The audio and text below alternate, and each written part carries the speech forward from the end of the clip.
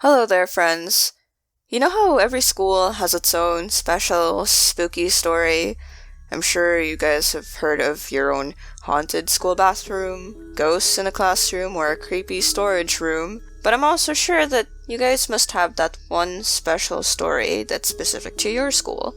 Either a horrifying encounter that you've experienced yourself, or perhaps someone you know who's experienced it themselves. You might still be in school, or maybe it's been years and you've forgotten about these stories, or you share them whenever you hang out with your old friends or anything. But this story involves one person's quest to finally solve the mystery of their school's haunting.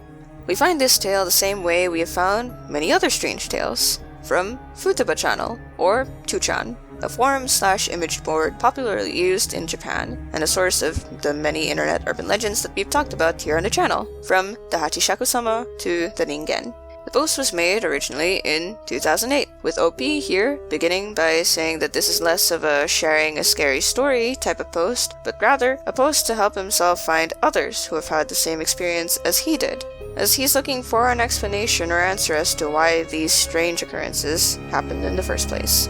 It all began way back in 1984, when he was in 2nd grade in a school in Senryoka, Osaka, and there was one particular ghost story that was talked about by everyone in school.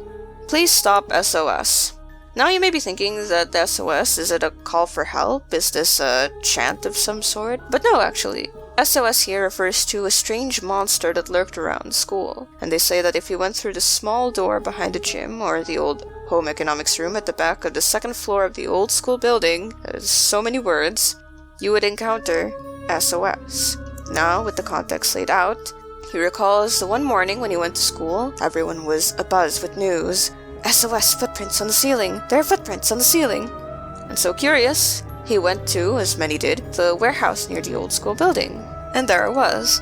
2 to 3 footprints right in the middle of the ceiling. I'm sure you have a similar ghost story at your school, maybe handprints on the mirror or footprints on the ceiling as well, but this is where the author takes a short break and tells of the story when he returned to his old school with his wife and kids, only to find those same footprints still imprinted on the ceiling. And going back to 1984, we have a school buzzing with excitement, and a random student bursting through OP's classroom yelling, SOS is out! Everyone's watching! And leading this horde of grade schoolers to find a monster in the old school building. Even the author got swept away, and when they finally reached the site of the haunting, there it was. A monster with a brown face, angular shoulders, and black eyes. Cue to a bunch of children screaming, crying, and at some point angrily threatening the beast. They say you had to scream, SOS, please stop, or else it'll kill you. It was nuts. But once again, that brings us back to the present, where the author asked everyone, do you guys remember when this happened? It was pretty crazy. Do you know what happened? What explained this incredible series of events? And he even sends proof that he was there at the very event with a little riddle. 1,000 tires, and that's really confusing for a lot of us, including myself, but I'm pretty sure it's a type of riddle that you would only get if you were either at the school or at the event yourself. And there were a number of replies to this post from students, or perhaps people who claimed that they were students themselves. And many of them sort of answered, but mostly just shared their own experiences. One story said that SOS might have been the ghost of a girl named Hanako, who was caught in a fire and died in the toilet opposite the infirmary on the 2nd floor. Others say that they thought it was a painting of the Mona Lisa, who had walked out of her painting and simply haunted the school's grounds. Many others would also say that SOS was a ghostly figure of a woman, and others say it might have simply been mass hysteria or a teacher's prank. Although I'm not quite sure why a teacher would want to prank a bunch of grade schoolers with traumatic events.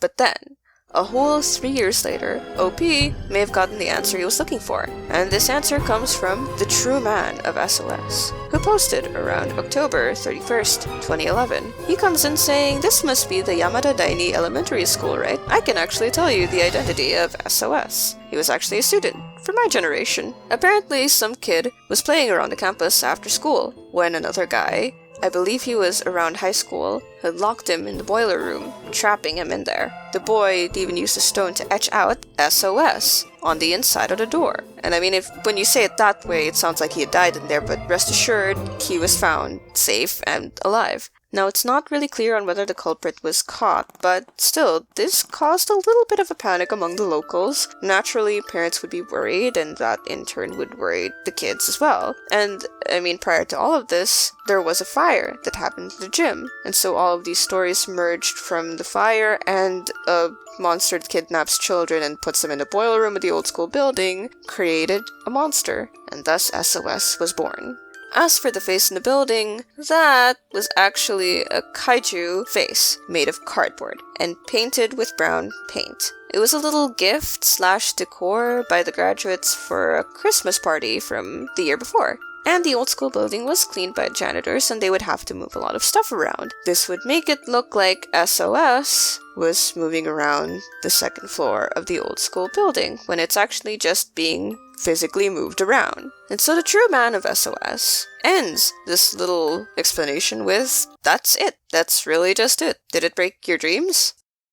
And aside from the end of this thread, there isn't much to go on. But I didn't want things to end here. Now, while this is from 2chan, I did find this story from another YouTube creator, Tara A. Devlin, whom you guys should definitely check out. And I wondered, as many of you guys might be wondering yourselves, whether this story was real or just an elaborate and somehow hilariously anticlimactic ghost story. Well, a simple Google search would tell us that yes, Yamada Daini Elementary School does in fact exist, found in Senryoka, Osaka. There's a whole website and everything. Now, website news and details don't give us any report on Please Stop SOS. Obviously, I doubt parents wouldn't want their kids near a school with that reputation. But we do have good old Google reviews, and not a lot of them, but here we find not only the words Please Stop SOS, but 2 stories from Yamada Daini Elementary School alumni. Both reviews involve their memories of a horrible fire that occurred around 1974 to 1975 in the old wooden school building.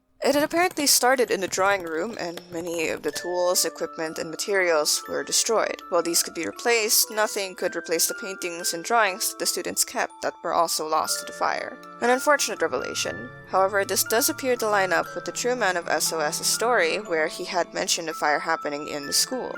I could find no evidence of the young boy who was found locked in the boiler room, however, and I'm afraid that bit of information can't be found anywhere. There isn't exactly any other way to find that specific piece of news unless we were to go and ask the locals. And this appears to be the only known story in the school, as no further incident has occurred. Thankfully. There is one detail that the true man of SOS didn't clarify, which is the footprints on the ceiling thing. And there were theories about them being shoes thrown on the ceiling or construction materials being stepped on and used as is. But it's odd that they were only found at that point and never before then. And there's also the point that they mention footprints rather than shoe prints, which are 2 different things, but that may either be up to translation or a misunderstanding on my part. But what do you guys think? Given the quote-unquote evidence, or lack thereof, whichever way you look at it, is this just a collective childhood hysteria fueled by overactive imagination, or something sinister happening in the school grounds that had caused these tragic and traumatizing events? Or perhaps these were simply a number of unfortunate coincidences that honestly should never have happened? Let us know in the comments. If you want to hear another internet urban legend from Japan, check out our video on the Hashaku-sama. Don't forget to like, comment, and subscribe for more spoops, tunes, and memes. It really helps the channel out, and we'll catch you guys next time!